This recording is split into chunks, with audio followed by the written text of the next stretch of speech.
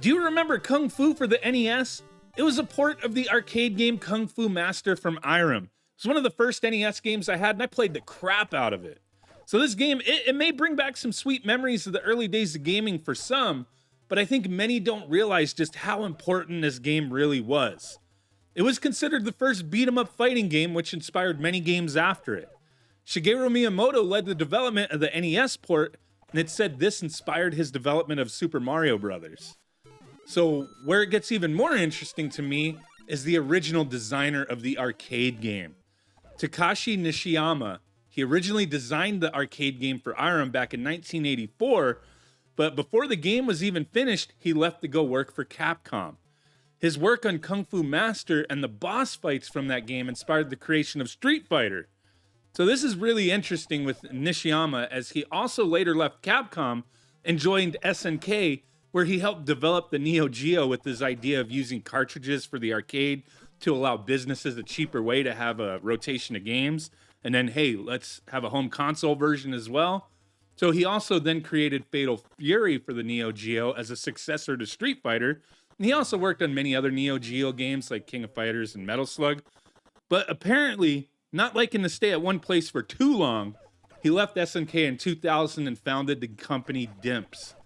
And then this really just goes full circle back to his roots with Capcom, as he later worked on Street Fighter 4 as the executive producer. So yeah, Kung Fu the game, it's just way more important than plenty of people realize, I think. Without it, history of gaming may have turned out quite different. No Street Fighter possibly, no Neo Geo as we know it. Maybe even Super Mario Bros. Could have turned out quite a bit different as well. Who knows? But that's our little history discussion for the day. So I wanted to quickly discuss a new game for the Switch, Xiaomei and the Flame Dragon's Fist. The company sent this out to me randomly for purpose of review, and I was actually pleasantly surprised. But what does this have to do with Kung Fu? Well, the second you start playing this game, it's immediately apparent that it is heavily, and I mean heavily, inspired by Kung Fu. Level design, sound effects, the combat, all very closely resembling the game Kung Fu, almost cloning it to a degree. But we do have like a 16-bit facelift here, I guess. Looks more like a Super Nintendo or Sega Genesis game with its graphic style. But the game, it's just a fairly simple side-scrolling beat-em-up. You play as Xiaomei going to save her sister Zhao Yin from the evil influence of the Dark Dragon. You got 6 stages, each with an end boss to fight. The final stage, you do have several bosses you fight one after each other, but each stage, it's just like Kung Fu. Walk from one side to the other while kicking and punching incoming enemies. But every stage, it does introduce some new hazards and some new enemies, and gets increasingly difficult. Now with this new Switch version of this game, I believe they did release it on PC before, they included a new mode. Once you finish the Xiaomei mode, you unlock the Zhao Yin mode, where you play as the sister. And when you play as the sister, it's really like the prequel. It leads up to the story of you playing as Xiaomei going to save her. Now, essentially, it's just the same game, but you do have some new story elements and some new bosses that you fight as well. As Zhao Yin, your moves are similar but react slightly different than her sisters. Now, with both sisters, you can also jump and hit the punch to do a higher jump with an uppercut attack, or do a kind of flying kick move if you press the kick button when you jump. But with Zhao Yin, she has the added ability of being able to do the uppercut and then immediately chaining in like a drop kick when coming down. So both sisters, they also have a special attack that they can do once their SP meter is filled, which it's filled by killing enemies. The special attack varies depending on your movement. In the air, it may do like a special spinning kick type move, and on the ground, you'll unleash a Dragon Fist Fireball attack. It does come in handy, especially against enemies that take multiple hits. But now that we got all the basics covered, what do I really think about this game? Well, it was frustrating as all hell. I live streamed this the other night, and holy crap. The hit detection and the hitboxes do seem a little wonky at times, but it took me a while, and eventually I realized you really shouldn't go crazy with your button presses. Like, you gotta slow down. If you try to go turbo repeatedly hitting the kick or punch button, a lot of those attacks don't even connect. You need to time your attack with each enemy, essentially, to make proper contact.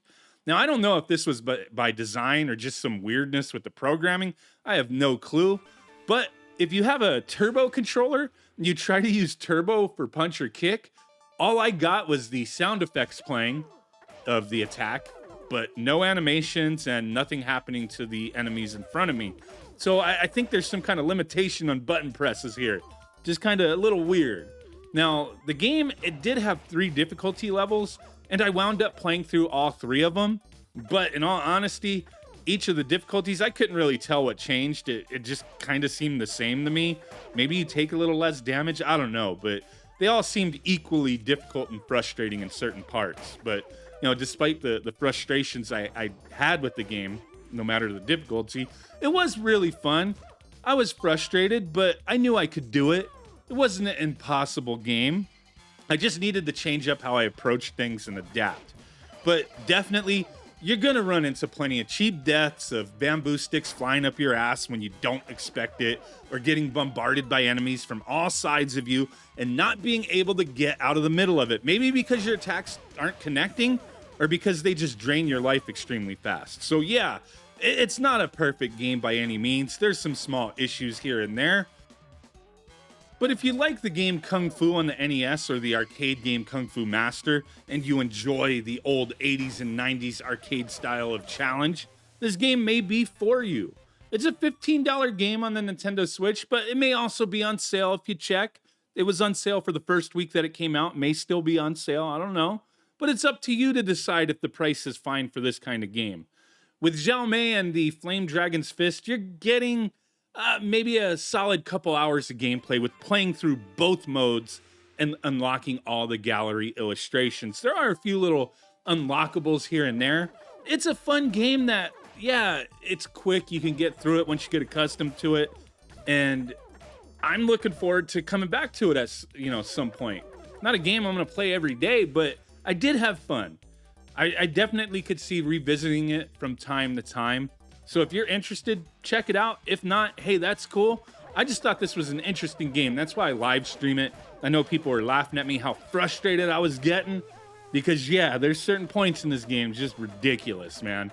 So yeah, if you're up for an old school challenge, I would highly recommend this game. It's up for you to decide if it's got $15 worth of value to you. I think it's pretty cool. If it was under 10 bucks, it would be a for sure. But yeah, I understand everybody's budget and the value they think games are worth is different here. I had fun. Maybe you will as well. Thanks for watching. Catch you on the next one. Bye.